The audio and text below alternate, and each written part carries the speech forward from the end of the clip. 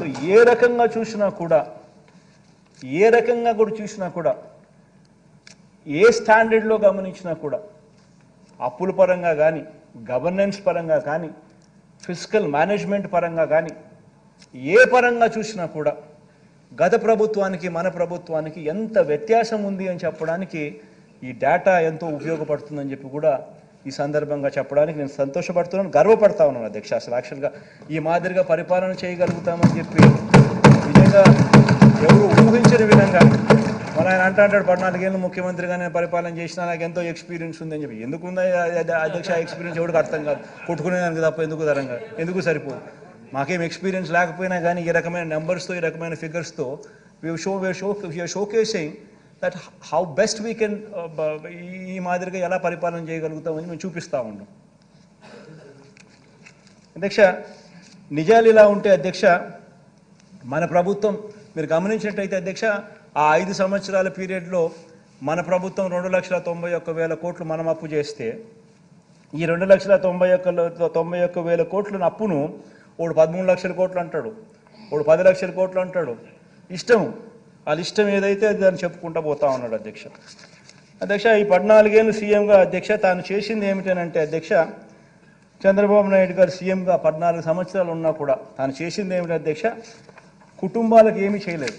ఏ ఒక్క కుటుంబానికి కూడా పలాని మంచి తాను చేయగలిగినాడు, పలానా మంచి తాను చేసినాడు అని ఎక్కడా కూడా చెప్పుకునే పరిస్థితి లేదు అధ్యక్ష. అధ్యక్ష నేను ఈ మధ్యకాలంలోనే నా లాస్ట్ 2 స్పీచ్లలో కూడా చెప్తా ఉన్నా, ప్రతి ఇంటికి వెళ్ళమని చెప్తా ఉన్నా, ప్రతి ఇంటికి వెళ్ళి అడగమని చెప్తా ఉన్నా, 10 సంవత్సరాల బ్యాంక్ అకౌంట్ తీసుకోమని చెప్తా ఉన్నా. ఆ ఇంట్లో ఉన్న ఆ లబ్ధిదారుడు, ఆ ఇంట్లో ఉన్న ఆ అక్క చెల్లెమ్మలు 10 సంవత్సరాల వాళ్ళ బ్యాంక్ అకౌంట్ వాళ్ళే తీసుకుని చంద్రబాబు నాయుడు 5 సంవత్సరాల బ్యాంక్ అకౌంట్ డీటెయిల్స్ మన 5 సంవత్సరాల మన పరిపాలనలో ఉన్న బ్యాంక్ అకౌంట్ డీటెయిల్స్ వాళ్ళనే చూడమని చెప్తా ఉన్నాం. చంద్రబాబు నాయుడు గారు 5 సంవత్సరాల కాలంలో కనీసం ₹1 అయినా వాళ్ళ బ్యాంక్ అకౌంట్కు చేరిందా అని చెప్పి వాళ్ళని అడగమని చెప్తా ఉన్నాం. అదే ఈ ప్రభుత్వ హయాంలో, మన ప్రభుత్వ హయాంలో ఎన్ని లక్షల రూపాయలు ఆ బ్యాంక్ అకౌంట్లో లేక డబ్బులు పడిందో వాళ్ళనే అడగమని చెప్తా ఉన్నాం, వాళ్ళనే గమనించమని అడుగుతాం అధ్యక్ష.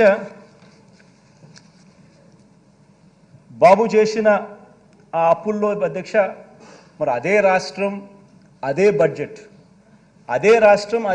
కేవలం మారిందల్లా ఒక ముఖ్యమంత్రి మాత్రమే మారాడు అధ్యక్ష.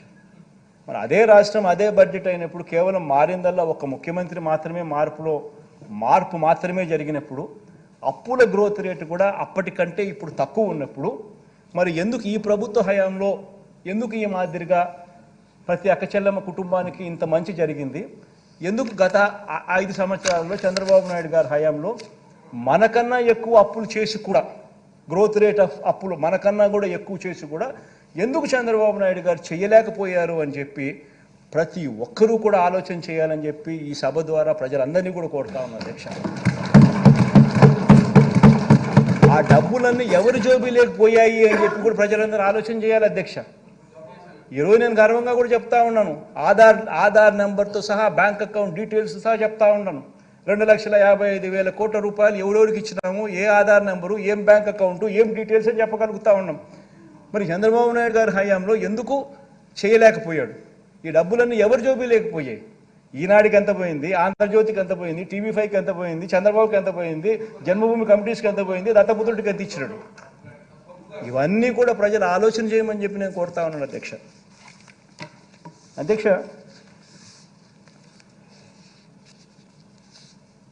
మనం చేయని అప్పును మనం చేసినట్టుగా, తాను చేయని అభివృద్ధిని తానే చేసినట్టుగా మాట్లాడడం నిజంగా ఎంత మటుకు ధర్మం అని చెప్పి కూడా ఈ సందర్భంగా ఈ సభ ద్వారా నేను అడుగుతాను